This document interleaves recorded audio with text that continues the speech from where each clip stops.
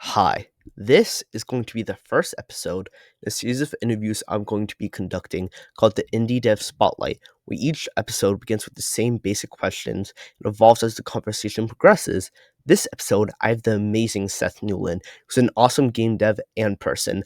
I hope you all enjoy the interview as much as I did. So, if you want to introduce yourself a little bit to anybody who doesn't already know. Sure. Uh, I am Seth Newlin, developer of Void Collector. And that is a recently completed year-long project that was made kind of as a proof of concept to prove to myself mostly that I could actually make a video game, because game development is something I've been trying to do for a good chunk of my life, but struggling to actually finish something. So Void Collector was a proof that I could spend a significant amount of time working on something and actually release it. Cool. So, the first thing I want to ask you is, how did you get into doing game dev and how long have you been doing it? Well, I've been doing game dev for probably almost a decade now, if not a little longer.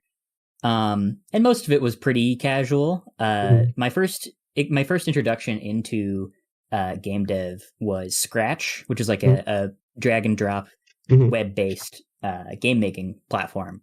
And we did like a little thing. It was the hour of code at school where you learned a bit about basic programming in Scratch, and that sort of set something off in my brain because I had always loved video games ever since I got a DS at age 6. Wow. It was just always my favorite thing. So I was like, wait, hold on. I can actually potentially make one of these.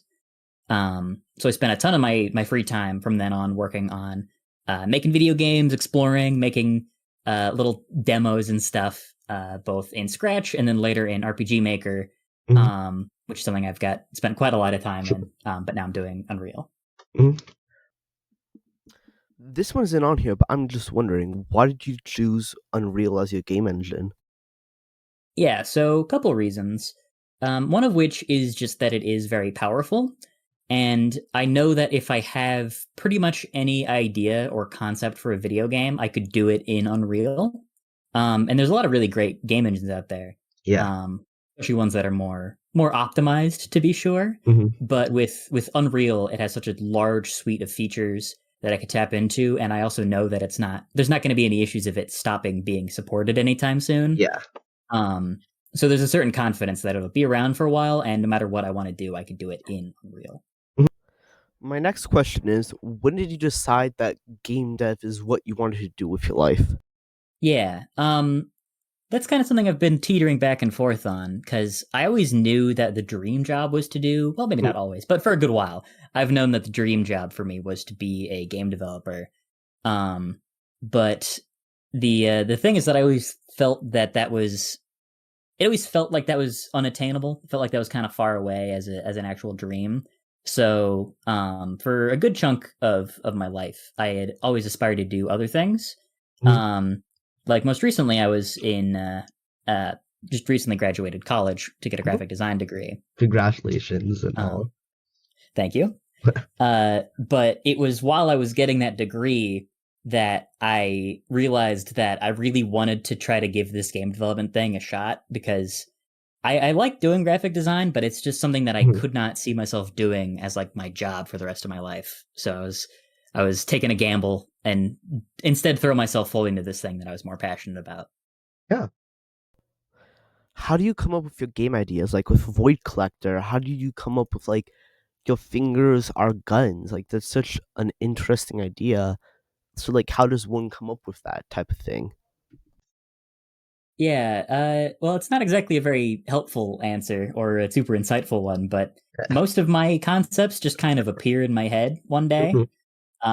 Usually I'll see something and then that'll spark an idea that then rapidly evolves into something else. The Void Collector idea specifically came from when I was kind of bored in a lecture class, and I did like a little finger gun and pretended to shoot my friend with it.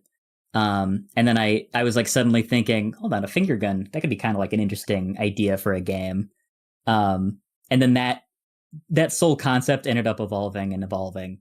adding in new things and seeing what worked and what didn't, and that's sort of where the rest of the evolution came from. All right, I have another one that I didn't write down, but do you feel like Void Collector lived up to your expectations on how well it would do? I'd say so, yeah. I certainly wouldn't mind if it sold a little bit better, maybe. But it's done fairly well. I think it's been pretty positively received. There certainly are a decent number of people who can't really get into it because it is pretty difficult and weird in a lot of ways, which is kind of what I expected. But I don't really mind a lot of that too much because a lot of Void Collector, as I mentioned, was kind of a proving ground in a lot of ways. Yeah. So it merely existing kind of did everything it really needed to for me.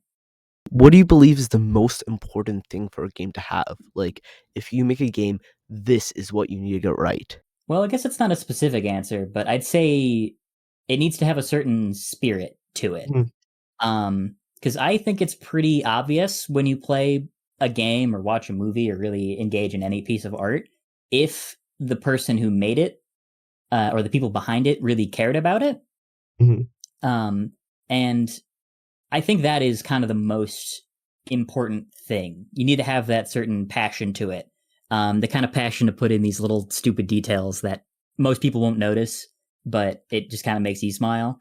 And I think if you don't have that certain spark, then nothing else can really follow from it.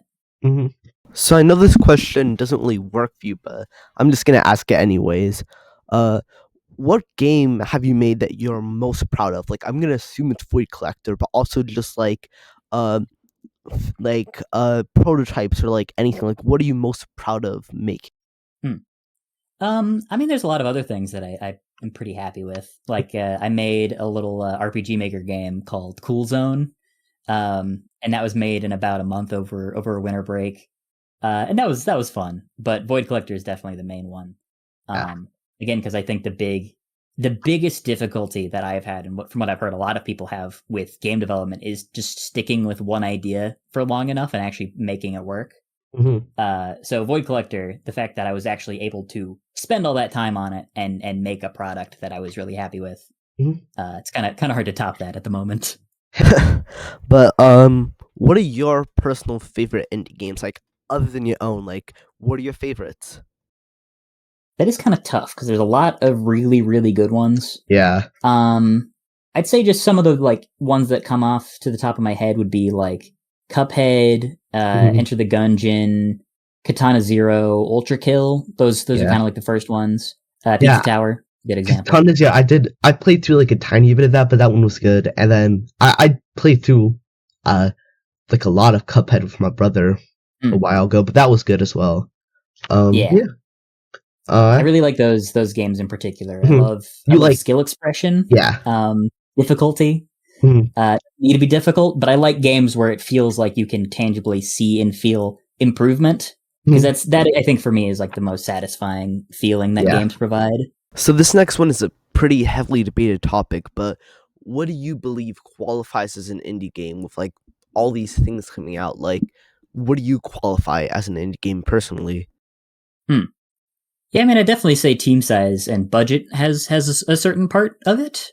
But I think what matters most is having a kind of independent, experimental spirit.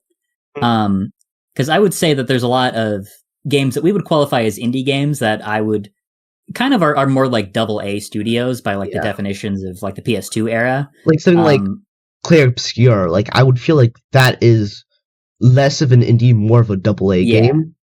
Right. But it still kind of has the spirit of an indie in a lot of ways. Like Hades, I think, is a good example. Like that was not made by a small studio. And it was not small budget. An indie game. Like, it is, right. Even games that would have been classified as like AA back in the day, like Katamari Damacy or like God Hand, which are these weird experimental games that nobody else would really make with a big budget. I think for me that's kind of what sells an indie game as an indie. Yeah. Like, I personally, like, I've never thought about Katamari as like a AA game. I've always thought about that as like more of an indie game, especially because Right. the devs do a lot of indie stuff. So it's just like, yeah, it's just an interesting topic, you know, like what really qualifies as indie these days. Yeah, there's a lot of range. Yeah. All right, next question. Do you think anyone has what it takes to be game dev? Like, as long as they put in the hours, they can do it? I think anybody who puts in the hours could do it, but I think a lot of people wouldn't have enough passion to do it. Yeah. And I mean, I think that's true of like anything. Like I really enjoy tennis, but I'm not going to become like a pro tennis player. I don't, it's not possible for me to become a pro tennis player because I don't like tennis. I don't love tennis enough to do that. And I think to be a game developer, there's just fundamentally so much required of you to create something that I think most people who have like a passing interest in it probably don't have the ability to actually complete a project. Yeah. Because it's something that even me, I didn't finish anything of substance for like 9 years of development. So. All right, next question. Do you think an indie game success is based on luck or how naturally good the game is?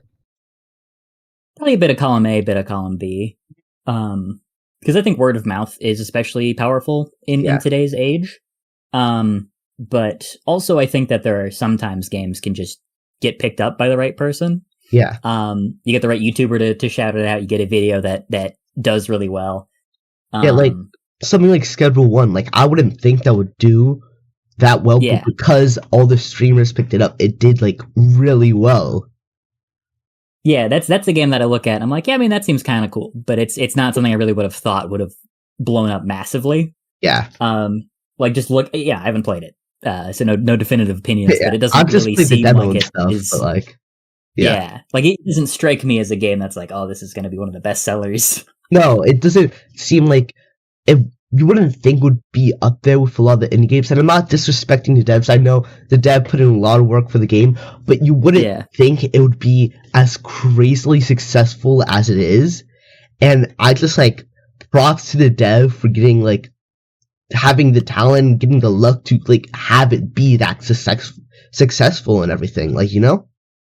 Yeah, I mean, I also don't think that a game will blow up unless it is fun. I think it needs to be good and then be in the right place at the right time to get mega huge.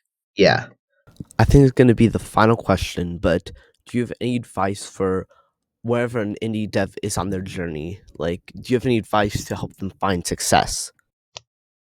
Yeah, I think I'd say the most important thing when it comes to game development or any kind of creative pursuit is establishing a healthy pace.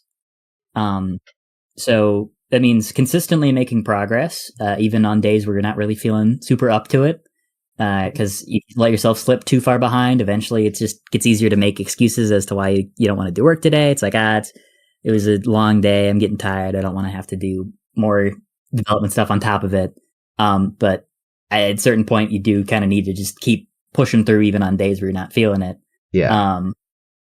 But the inverse is true, where it can be very easy to push too far and then run into a creative wall and then just try to keep bashing your head against it and then burn out or cause yourself to lose interest in your project. So I think that is probably one of the most essential skills and one of the hardest skills to develop with game development is finding your own pace and being able to adjust it and adapt it as you're going.